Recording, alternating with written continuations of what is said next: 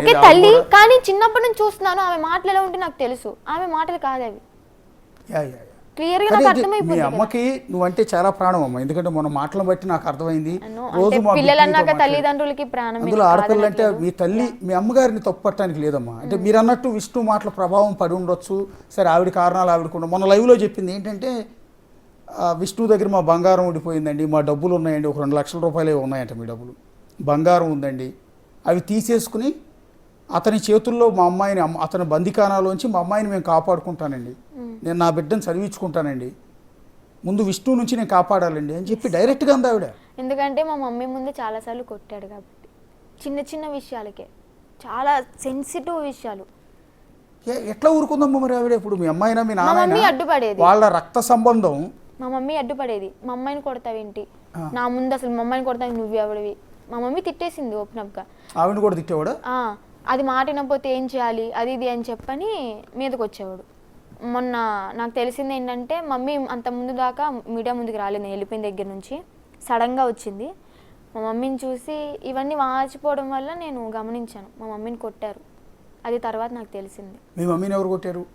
హర్ష అన్నయ్య, విష్ణు ఇద్దరు కలిపి కొట్టారు. అందుకే మా మమ్మీ నిజాలు ఏం చెప్పలేదు, వాళ్ళకి అనువైనట్టు చెప్పింది. ఈ ఎపిసోడ్లో ఇప్పుడు హర్ష మీ సొంత అన్నయ్యమ్మా? సొంత అన్నయ్యే, కానీ ఫుల్లీ ఇన్ఫ్లుయెన్స్డ్ ఎవరు అంటే హర్ష అన్నయ్య. మీ సొంత. ఇప్పుడు మీ అమ్మకి ఇద్దరు, నువ్వు మీ అన్నయ్య ఇద్దరు, నేను హర్ష నువ్వు కదా. ఇప్పుడు గుజరాత్ నుంచి తీసుకురావడానికి, మిమ్మల్ని తీసుకురావడానికి హర్ష కూడా వచ్చాడు కదా. ఇప్పుడు హర్ష ముందే నిన్ను పడేసి కొట్టాడు అతను? పడేసుకోవట్లేదు, తను అసలు టచ్ చేయలే నన్ను. గుజరాత్ హర్ష కాదమ్మా, విష్ణు. ఇక్కడ కొట్టలే, నేను ఉజ్జయిన్ హోటల్ రూమ్ లో కొట్టాడు. అదే అప్పుడు హర్ష ఉన్నాడు పక్కన? కొట్టలేదు, ఉన్నాడు. తోడబుట్టిన చెల్లెలు ఎవడో బయట వ్యక్తి వచ్చి అంత దారుణంగా కాళ్ళతో తంతూ కొడుతూ ఉంటే, సొంత తోడబుట్టిన రక్త సంబంధీకుడు మీ అన్న ఏమల్లా? ఏమనలే. అక్కడ భవానీ అని చెప్పి ఒక అమ్మాయి వచ్చింది కదా తీసుకురావడానికి, తను ఆపింది, ఏ మాటకి మాట, కొట్టకు విష్ణు అని తను ఆపింది. అన్నయ్య నువ్వు నేను నీ చెల్లెలు అన్నయ్య, నువ్వు నన్ను. నేను ఆర్టీవీలో లైవ్ లో ఉన్నప్పుడే అన్నాను, నువ్వు నా మీద ఇంత నెగిటివ్ గా చెప్పి ఇంత చండాలంగా మాట్లాడు, నువ్వు సొంత అన్నయ్య అని చెప్పుకోవడానికి నాకే సిగ్గుచేటుగా ఉంది అని చెప్పని లైవ్ లో అనేసా.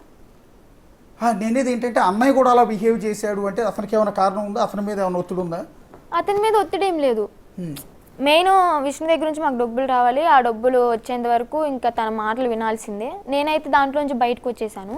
ఈ హర్షన్న ఏంటంటే మనీ రావాలి కదా, సో అన్నయ్య కూడా చిన్నప్పటి నుంచి పెంచాడు కదా, అంటే విష్ణు కొన్ని మాటలు చెప్తాడు కదా, ఆ మాటలకి బాగా ఇన్ఫ్లుయెన్స్ అయిపోయాడండి, బాగా అంటే బాగా. ఇప్పుడు గుజరాత్ నుంచి మీరు వచ్చిన తర్వాత మీ అమ్మని విష్ణు హర్ష కలిసి కొట్టారని మీరు అనుకుంటున్నారా? నేను ఇంట్లో నుంచి వచ్చేసిన తర్వాత బాగా కొట్టారా? మా మమ్మీ వీడియో ముందు కొట్టారా, బెదిరించారా, బలవంతం చేశారా? ఒక వీడియోలో చెప్పింది కూడా మా మమ్మీ, ఆర్టీవీ వాళ్ళకి ఎవరికి చెప్పింది నన్ను కొట్టాడు విష్ణు అని చెప్పని. అప్పుడు విష్ణుని మీడియా వాళ్ళు అడిగితే, నాకు తెలియదు, వాళ్ళ ఇంట్లో గొడవ ఆడుకుని నావే చెప్తున్నారు అని చెప్పని అన్నాడు. ఇప్పుడు నేను మొన్న అడిగినప్పుడు మీ అమ్మగారికి చెప్పాను, నేను మీ అమ్మగారికి చెప్పినప్పుడు అమ్మ డైరెక్ట్గా అంది, అవును నేను తప్పు తెలుసుకుంటాను, మొదట మిమ్మల్ని కేరళ తీసుకెళ్ళి మళ్ళీ ఏవో పూజలు అవి చేయించాలని ప్లాన్ చేశారు. విష్ణుమాయ టెంపుల్లో పూజలు చేయించాలి, మా అమ్మాయికి ఏదో పసరిచ్చారు, మందు ఇచ్చారు, లేకపోతే మా అమ్మాయికి ఏదో పట్టింది అంటూ రకరకాల మూఢనమ్మకాలు ఉంటే నేనే లైవ్లో చెప్పాను, అట్లాంటి నమ్మకం అమ్మ ఈ రోజుల్లో కూడా ఏంటి నాకు అర్థం కాదు అంటే. అప్పుడు మీ అమ్మగారిలో రియలైజేషన్ వచ్చింది, అవును నా బిడ్డ, మీ బిడ్డను పట్టుకుని విష్ణు అనే అతను ఏ రకంగా కొడుతున్నాడు అని మీ బిడ్డ ఏడుస్తూ చెప్తుంది కదా, కన్నతల్లిగా మీకు బాధ అనిపించట్లేదా అని అడిగితే మీ అమ్మగారు చాలా బాధపడ్డారు లైవ్లోనే.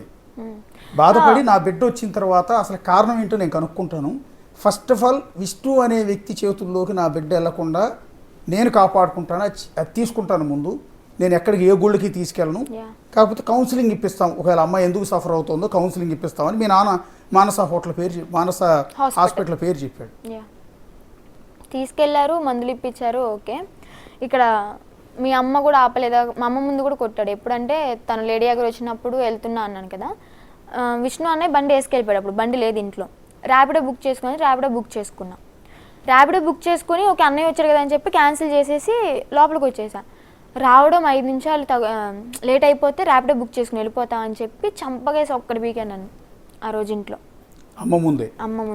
అమ్మ ఎందుకు కొడుతున్నావు అబ్బాయి, ఎందుకు కొడుతున్నావు అబ్బాయి, ఈ టైంలో ర్యాపిడో బుక్ చేసుకుని వెళ్తుందా ఆడపిల్ల అని చెప్పంటే, నేను అప్పటికి అనేసాను, నీ దగ్గరికి అన్న నిన్ను ఎక్కించుకోవడానికి వచ్చినప్పుడు మరి నువ్వేం చేసావు, అప్పుడు 2-3 అయ్యేది అని చెప్పని అన్న.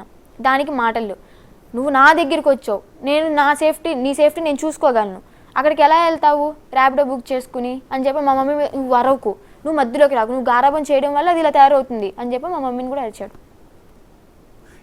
ఒకసారి చూస్తున్న వ్యూయర్స్కి ఒక క్లారిటీ ఇచ్చే ప్రయత్నం చేస్తున్నాం.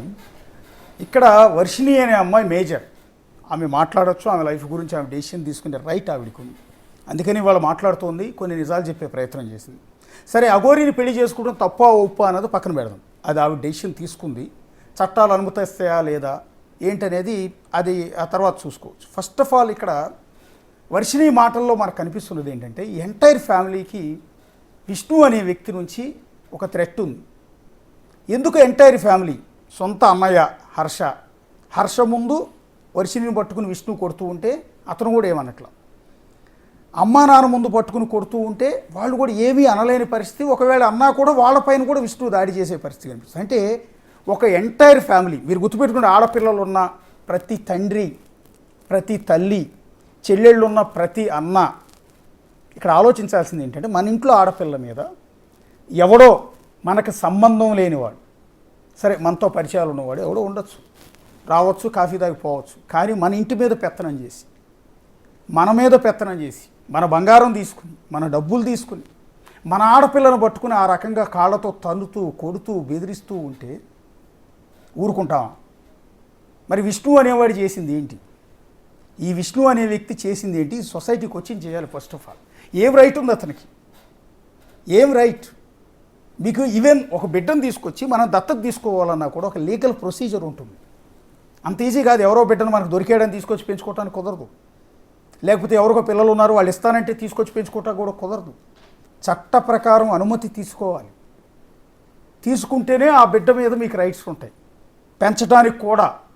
అలాంటిది ఎవరికో పుట్టిన పాప, ఆమెకు తల్లిదండ్రులు ఉన్నారు, అన్నయ్య ఉన్నారు, ఆ కుటుంబంతో ఇతను బంధువు కాదు, బ్లడ్ రిలేషన్ లేదు, అలాంటి వ్యక్తి వచ్చి తల్లిదండ్రుల మీద పెత్తనం చేస్తున్నాడు, అమ్మాయి మీద పెత్తనం చేస్తున్నాడు, ఒక మేజర్ మీద, పెళ్ళిడికి వచ్చిన ఒక ఆడపిల్లని పట్టుకొని ఇంత దారుణంగా కొడుతుంటే మీరందరూ ఊరుకుంటారా?